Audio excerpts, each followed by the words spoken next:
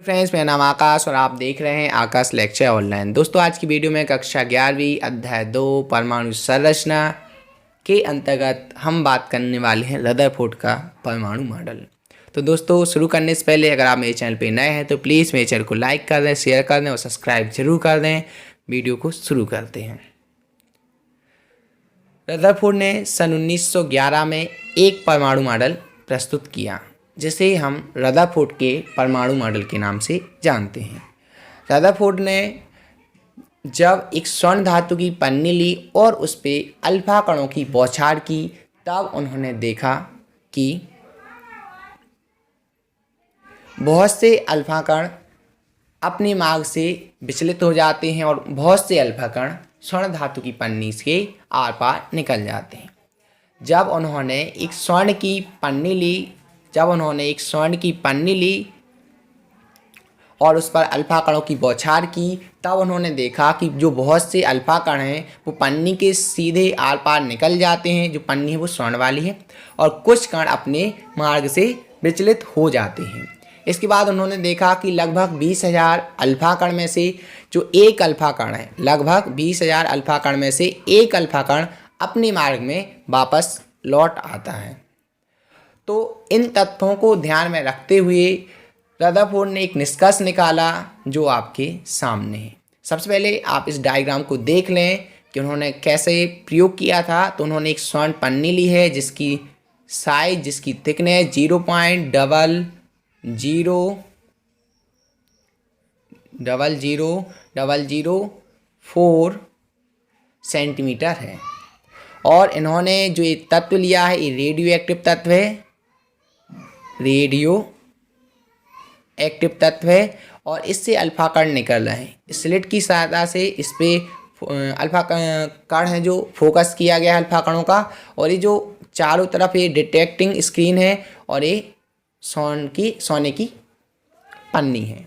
तो दोस्तों, इन्होंने ऐसा प्रयोग किया था। मैं आपको एक नया डायग्राम बताता हूँ जो आपको बनाना है, बुक में बना रहता है अक्सर। तो देखो, इन्होंने जब प्रयोग किया अल्फा कण स्वर्ण धातु की पन्नी पर डाले या स्वर्ण धातु की पन्नी पर अल्फा कणों की बौछार की, तो इन्होंने देखा कि कुछ अल्फा कण सीधे पन्नी के आर पार निकल गए, ये आपको दिख रहे हैं, और कुछ अल्फा कण अपने मार्ग से विक्षेपित हो गए या विचलित हो गए, और लगभग 20,000 अल्फा कण में से एक अल्फा कण अपने मार्ग में वापस लौट आता है।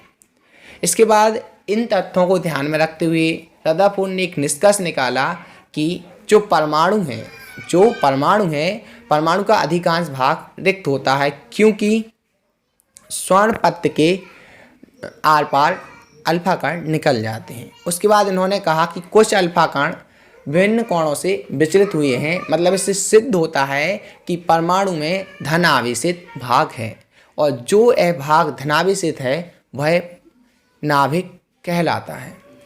और इन्होंने नाभिक का साइज बताया था और नाभिक की खोज की थी। नाभिक की खोज किसने की थी? नाभिक की खोज रदरफोर्ड के द्वारा की गई और इन्होंने बताया था कि जो नाभिक का साइज है वो 10⁻³ सेंटीमीटर है।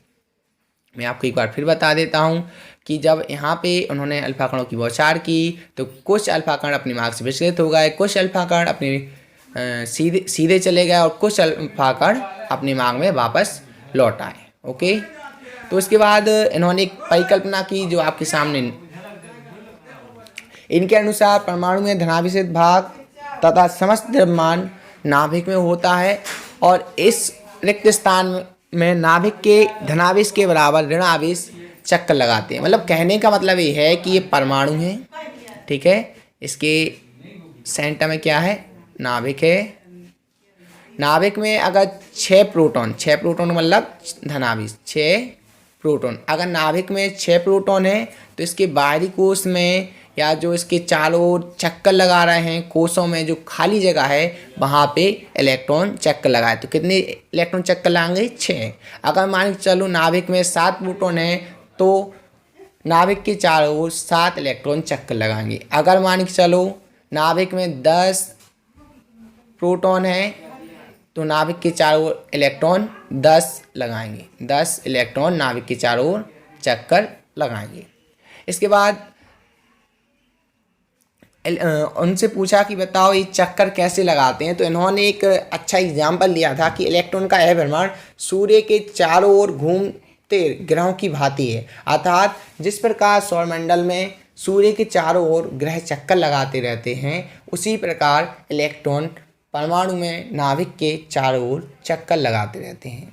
और इलेक्ट्रॉनों का अपकेंद्रीय बल है और जो कूलाम्बिक बल है वो आपस में बराबर होता है। देखो, अगर एक टर्म आया एक अपकेंद्रीय बल और एक कूलाम्बिक बल, अगर ये बराबर नहीं होंगे तो परमाणु का स्थायी नहीं होगा। ठीक है, जो परमाणु है उसका स्थायित्व नहीं होगा।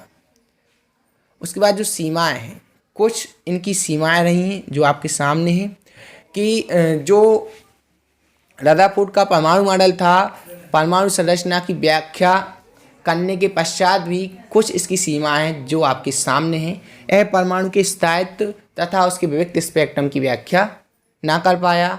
इसके बाद एक जो IMP पॉइंट आता है, कॉम्पिटिशन के हिसाब से आता है कि जो मैक्सवेल ने एक प्रयोग किया था जिसके अकॉर्डिंग रदरफोर्ड का जो परमाणु मॉडल है वो साबित नहीं हो पाया, या रदरफोर्ड का परमाणु मॉडल उस नियम की पुष्टि नहीं कर पाया।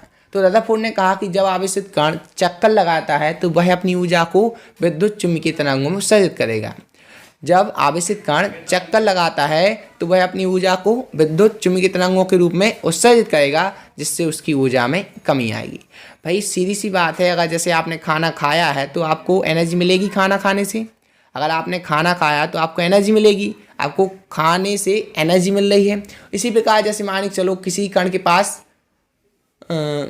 ऊर्जा है और वो चक्कर लगाएगा तो वो विद्युत चुम्बकीय तरंगों के रूप में उत्सर्जित करेगा। आपने खाना खाया और आपको एनर्जी मिल गई, फिर आपने कोई वर्क किया तो आपने उस एनर्जी का यूज़ कर दिया। तो इसी प्रकार जो इलेक्ट्रॉन होता है उसके पास जो ऊर्जा होती है, अगर वो चक्कर लगाएगा तो वह अपनी ऊर्जा को विद्युत चुम्बकीय तरंगों के रूप में उत्सर्जित करता है। ठीक है, इसके बाद चूंकि इलेक्ट्रॉन एक आवेशित कण है, चूंकि इलेक्ट्रॉन एक आवेशित कण है जो नाभिक के चारों ओर चक्कर लगाता रहता है, इसलिए वह ऊर्जा को उत्सर्जित करेगा। सीधी सी बात है, अगर आप काम करोगे तो आप अपनी एनर्जी को लूज करोगे।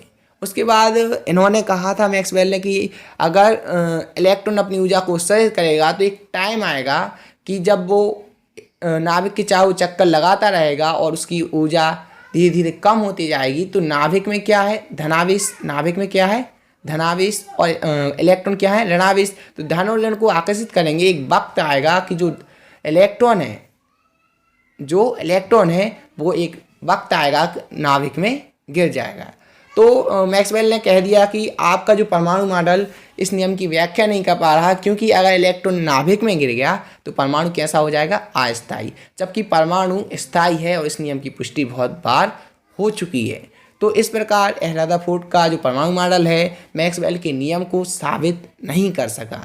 तो यह एक कमी भी रदरफोर्ड के परमाणु मॉडल की कमी थी।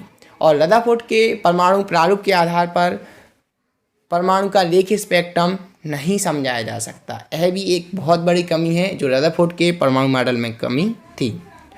रदरफोर्ड के सिद्धांत के अनुसार इलेक्ट्रॉन नाभिक के चारों ओर चक्कर लगाता है जो ऊर्जा को सतत उत्सर्जित करेगा, इसलिए परमाणु का स्पेक्ट्रम सतत होना चाहिए, लेकिन परमाणु का स्पेक्ट्रम रेखीय होता है। ये आप आगे पढ़ोगे स्पेक्ट्रम क्या होता है, मैं अगली वीडियो में डालूंगा, तो आप वहाँ देख लेना। तो दोस्तों आज के लिए इतना। अगर आपको वीडियो अच्छी लगे तो प्लीज़ वीडियो को लाइक कर दें, शेयर कर दें और सब्सक्राइब ज़रूर कर दें। दोस्तों आपका एक लाइक, आपका एक शेयर और आपका एक सब्सक्राइब मुझे बहुत ही मोटिवेट करता है। तो दोस्तों अगर आपको यह वीडियो थोड़ी भी हेल्पफुल लगी हो तो प्लीज़ वीडियो को लाइक ज़रूर करके जाएं। आज के लिए इतना ही, कल मिलेंगे।